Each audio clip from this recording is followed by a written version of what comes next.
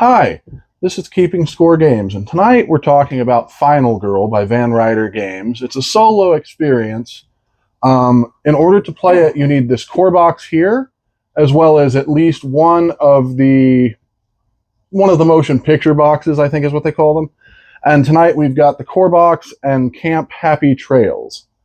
As you can see, I've set the board up in front of us. I'm going to talk a little bit about how the game works, and then you're going to get her review on it, and then you'll hear what my review of it is. As you can see, there's several different player boards here. There's your player board, which has your inventory for a carried weapon, your backpack, dead victims.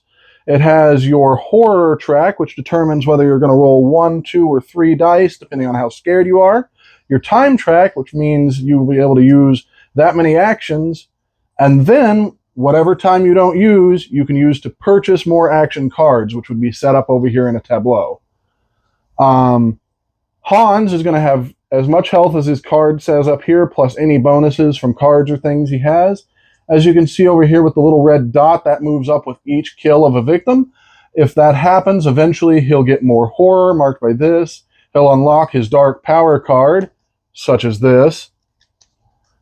And then he will have minor dark powers that can pop up from the terror deck up here. The game is played is you've got so much time, and you'll play cards from your hand. Like, it starts the game with 6 free cards. Walk, you can walk, you can search, you can attack. Rest. I think rest. There's resting, there's running, there's about 10, 11 different actions you can do in the game depending on the cards you buy each turn. So on a turn you would say, I want to walk, and it'll tell you the conditions on the card, which I will get out and show you. The boxes all have these nice little magnetic seals. That is something I do like about it. The entire game is very compact when you actually put it up. And it's very quick to learn and set up once you know what you're doing. So here is your Final Girl card. That's where your character goes down there. And then this will be an example of some of the action cards. So you get things like Focus, which allows you to lower your horror.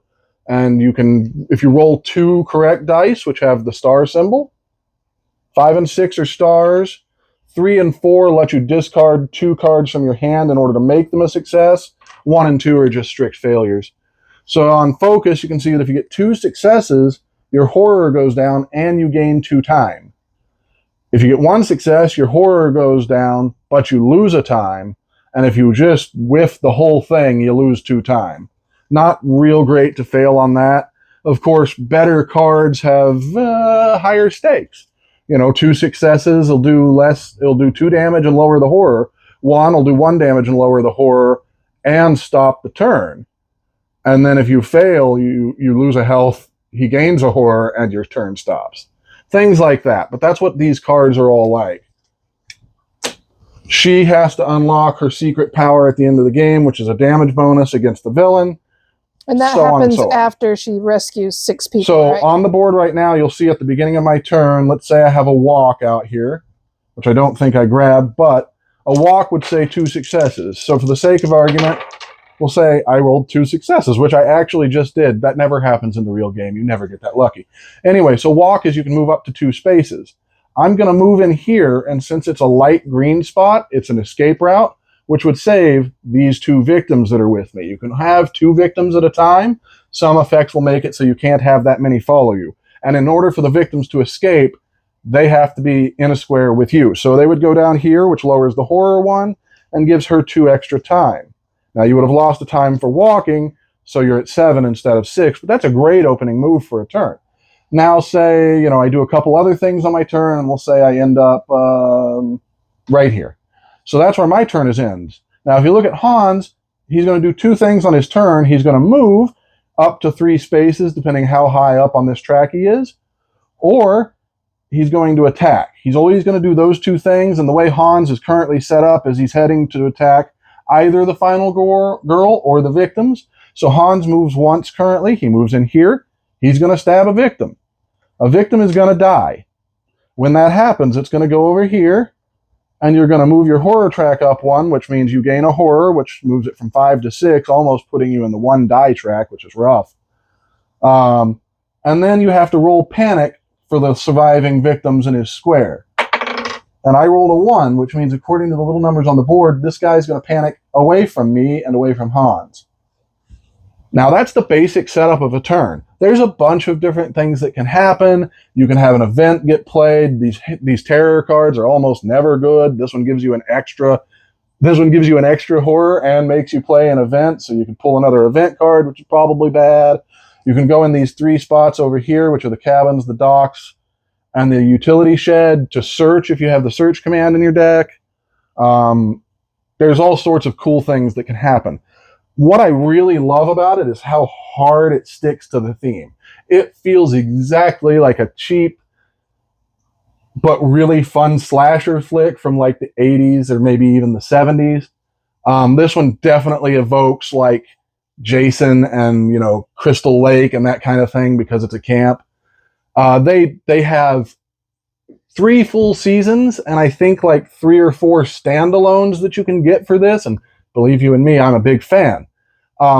Now, before I speak about my review of it, I'm going to go ahead and hand this over to Elizabeth. So I have a very different viewpoint on games than what Cody does.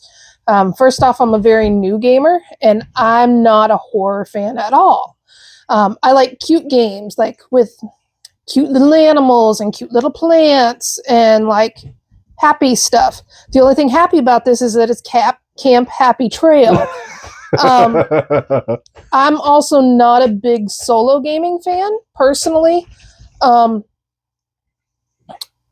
I played the game, and I did win, which is good. I won by having a furious strike, which in turn murdered him.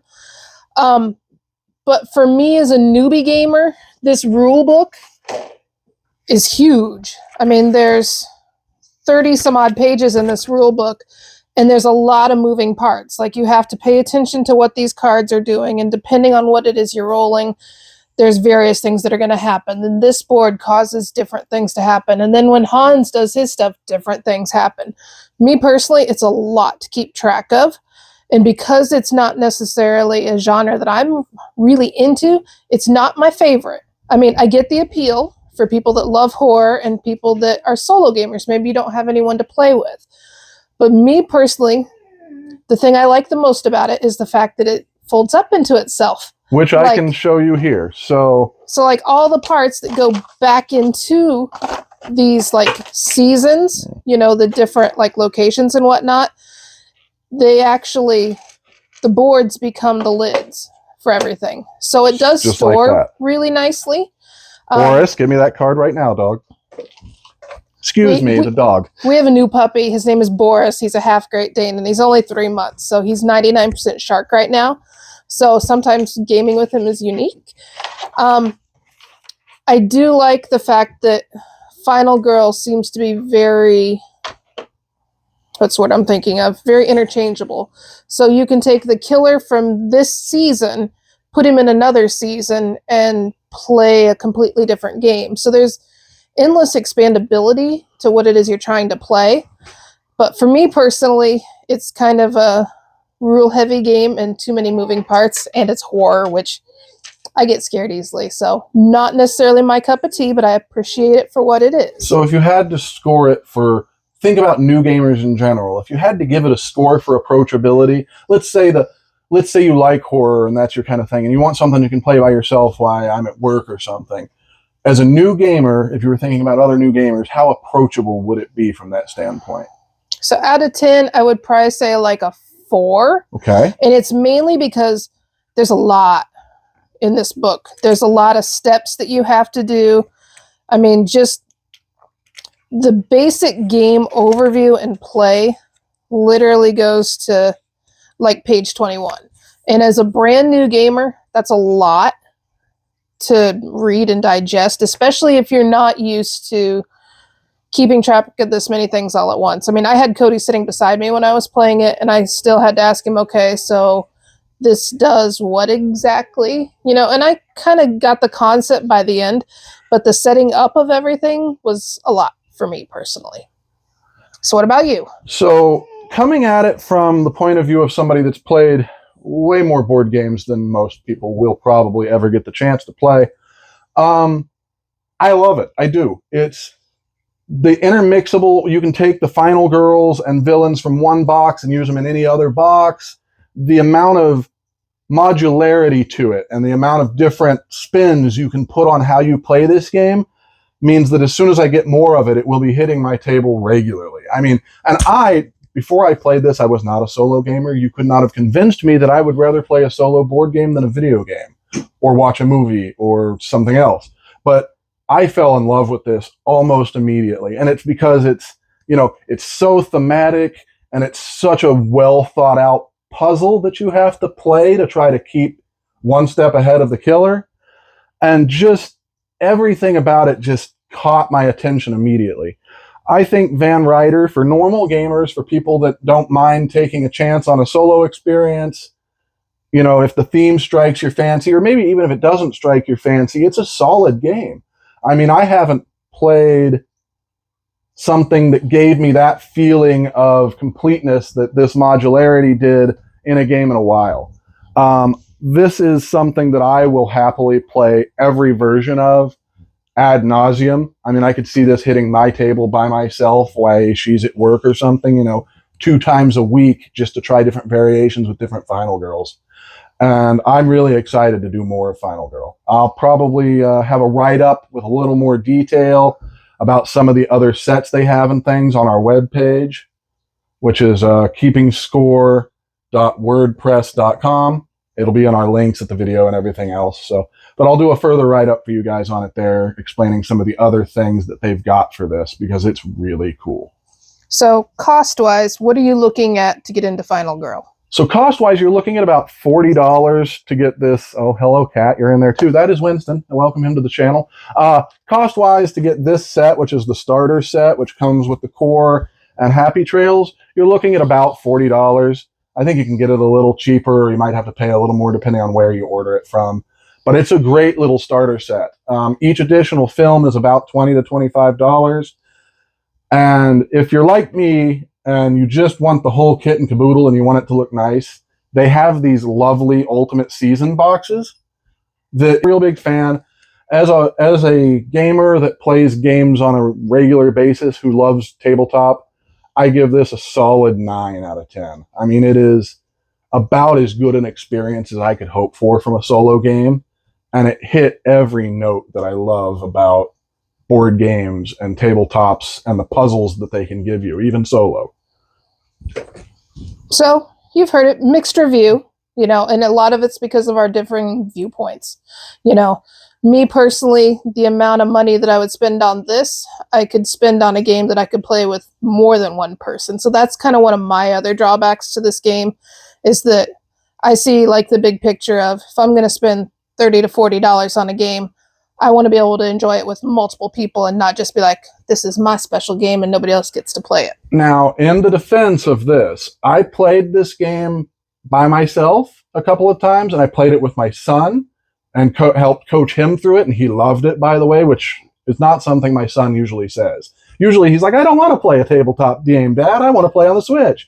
With Final Girl, he couldn't wait to play it again. He actually got a little upset that he didn't get a chance to play it again that night. And I had just as much fun watching her and watching him experience it and how they handled the puzzle as I did when I played. So it doesn't have to be a solo experience. I had just as much fun watching it as I did playing it.